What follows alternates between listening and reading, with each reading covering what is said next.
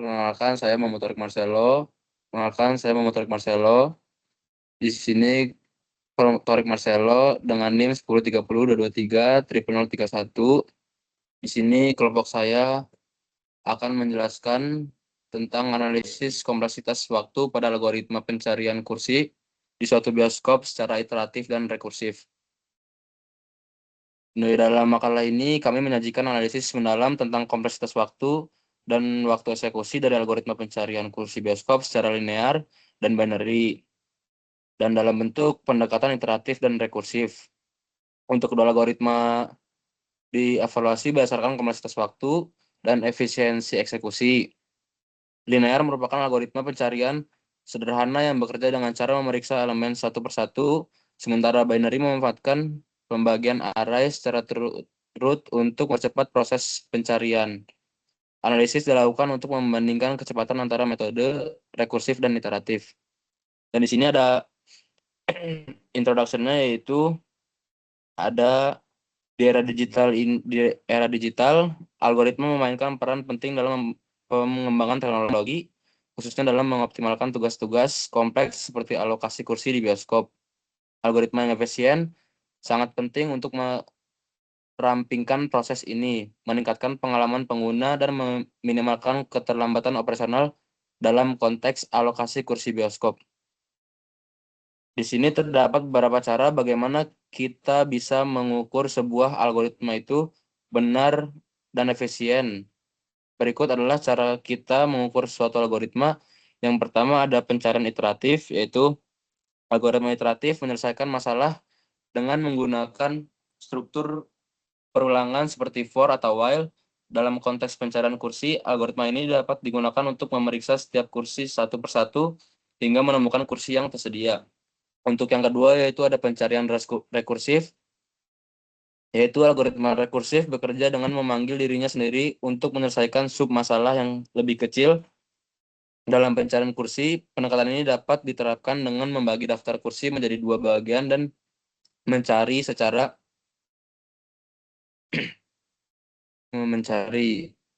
dan dalam makalah ini kita memformulasikan rumusan masalah yang mengharuskan analisis mendalam terhadap kompleksitas waktu dari kedua pendekatan. Dan pengukuran ini tidak berdasar peneliti menetapkan beberapa langkah utama, menentukan fungsi dan waktu eksekusi dari masing-masing algoritma, kemudian menganalisis kompleksitas waktu dari setiap pendekatan, serta membandingkan hasil visualisasi untuk beberapa nilai, yaitu 10, 50, 100, dan 200. Dan untuk yang kedua ada asymptotic time complexity, yaitu mengenai suatu masalah pemilihan algoritma yang tepat sangat penting untuk mencapai efisiensi. Dalam konteks ini kita perlu memahami dua karakteristik utama dari algoritma, jumlah operasi yang dilakukan, dan jumlah memori yang digunakan selama proses. Dan yang kedua ada yang B-nya itu kompleksitas waktu dalam pencarian iteratif. Algoritma iteratif menggunakan struktur perulangan untuk menyelesaikan masalah dalam konteks pencarian kursi. Algoritma ini akan memeriksa setiap kursi satu persatu sampai menemukan kursi yang tersedia. Dan untuk kompleksitas waktu pada algoritma iteratif yaitu ada kasus terbaik yaitu best case, kemudian ada kasus terburuk worst case, dan ada kasus rata-rata yaitu average case. Dan untuk yang C-nya ada kompleksitas waktu dalam pencarian rekursif.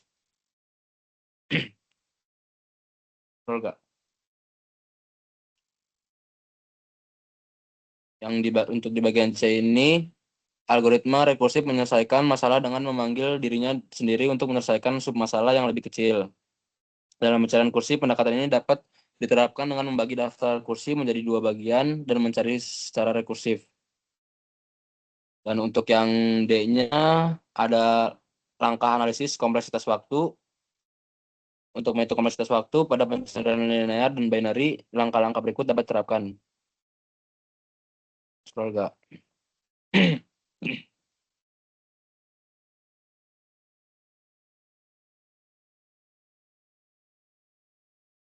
Untuk yang pertama itu ada identifikasi operasi dasar, dan yang kedua ada hitung jumlah operasi dasar.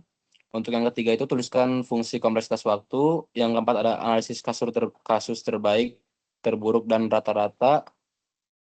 Kemudian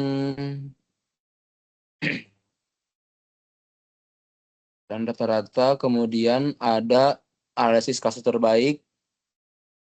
Kemudian ada bandingkan kompleksitas waktu, dan kemudian ada visualisasi hasil. Ya, selanjutnya akan dibacakan oleh Andreas Christian Virga. Baik, langkah-langkah tersebut dapat melakukan analisis yang mendalam terhadap kompleksitas waktu dari berbagai algoritma, termasuk dalam konteks pencarian kursi di bioskop atau penjumlahan deret aritmatika seperti telah dibahas sebelumnya. Kemudian yang kompleksitas waktu asimptotik, mengukur waktu eksekusi algoritma. Pada setiap algoritma terdapat berbagai jenis operasi yang dapat mempengaruhi waktu eksekusi di antara operasi baca tulis, operasi aritmatika seperti penjumlahan, pengurangan, perkalian, dan pembagian, operasi pengisian nilai asainmen, operasi pengaksesan elemen, operasi pemanggilan fungsi maupun prosedur. Untuk mengilustrasikan bagaimana mengukur efisiensi waktu yang suatu algoritma berdasarkan operasi dasar, maka beberapa asumsi digunakan. Misalnya, COP adalah waktu yang diperlukan untuk mengeksekusi satu operasi dasar pada komputer tertentu. Selama itu, CN adalah jumlah berapa kali operasi dasar diperlukan selama eksekusi algoritma. Oleh karena itu, dapat mengestimasikan dengan menggunakan TN sama dengan COP. CN rumus ini membantu dapat memahami estimasi waktu eksekusi algoritma secara teratur. Dasar kelas efisiensi eh, untuk kompleksitas asimptotiknya yang ditunjukkan oleh O berasal dari dalam persamaan kompleksitas waktu. Nah, boleh dilihat di dalam tabel. O1 adalah konstan, O log n adalah logaritmik,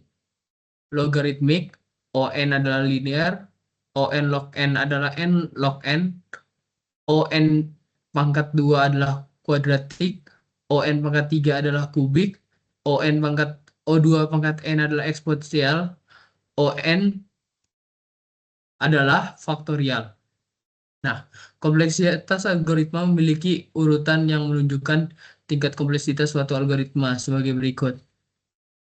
O O1 kurang dari O log n kurang dari ON kurang dari ON log n kurang dari ON pangkat ON kuadrat kurang dari ON 2n kurang dari ON. Nah, kemudian ada notasi asimptotik. Kemudian, nah, tiga jenis waktu yang dibutuhkan algoritma berbeda-beda. Waktu terburuk adalah waktu yang paling banyak dilakukan oleh algoritma saat menganalisis.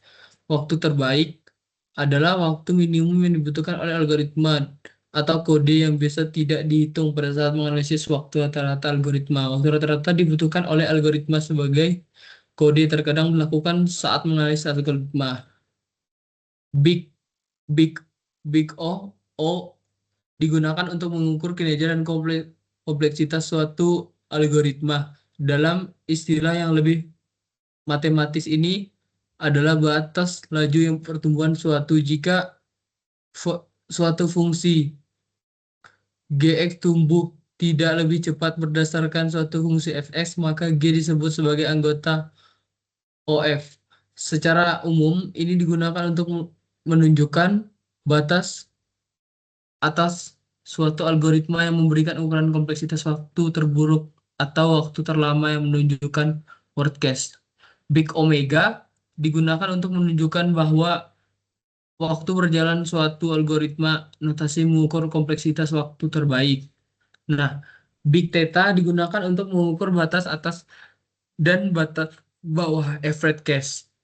Analysis of time equation and visualization. Nah, ada iteratif. Iteratif adalah algoritma yang melakukan proses perulangan atau looping untuk mengatasi suatu permasalahan.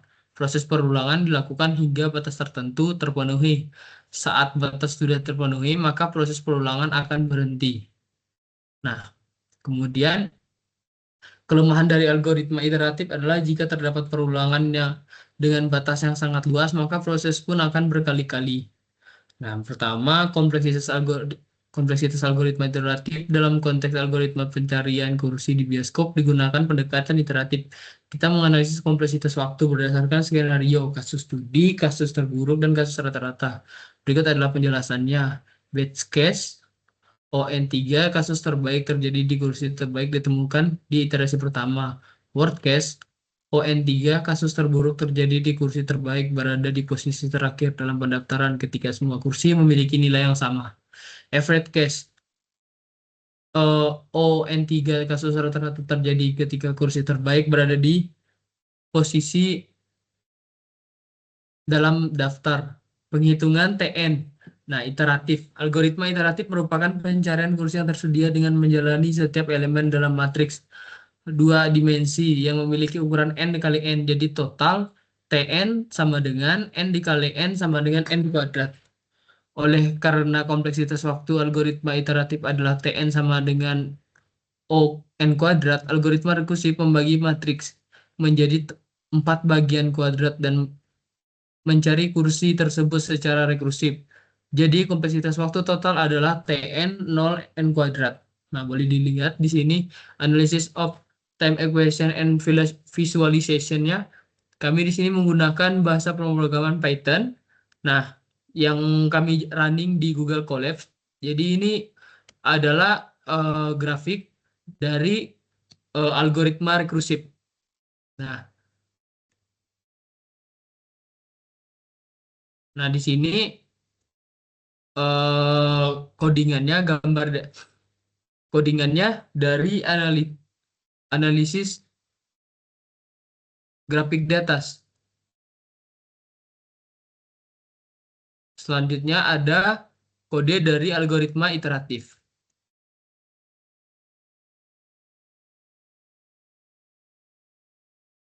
Oke, nah selanjutnya sama seperti sebelumnya, ini kami menggunakan Google Colab dengan bahasa Python. Jadi ini adalah grafik dari algoritma iteratif. Nah, dan ini adalah gabungan perbandingan antara grafik iteratif dan rekursif.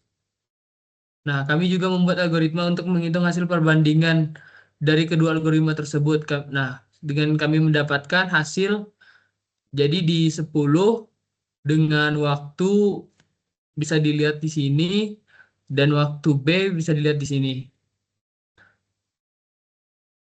Dengan ukuran di sini. Nah, sesi ini hanya tambahan saja. Kami menjalankan program ini beberapa kali, terkadang kami mendapatkan hasil yang berbeda-beda. Tapi hasil yang sering muncul adalah apa yang sudah dibahas di makalah ini. Analisis ini berfokus pada kompleksitas waktu dan algoritma penjumlahan aritmatika yang melibatkan dua pendekatan utama. Algoritma iteratif dan algoritma rekursif. Dalam makalah ini penelitian mengevaluasi efisiensi kedua algoritma tersebut dengan menggunakan teknik analisis kompleksitas waktu. Hasil kompleksitas waktu. Beberapa referensi yang kami dapatkan untuk dalam mengerjakan tugas besar ini. Oke.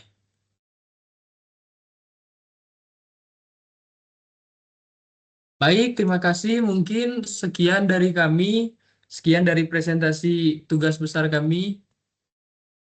Terima kasih.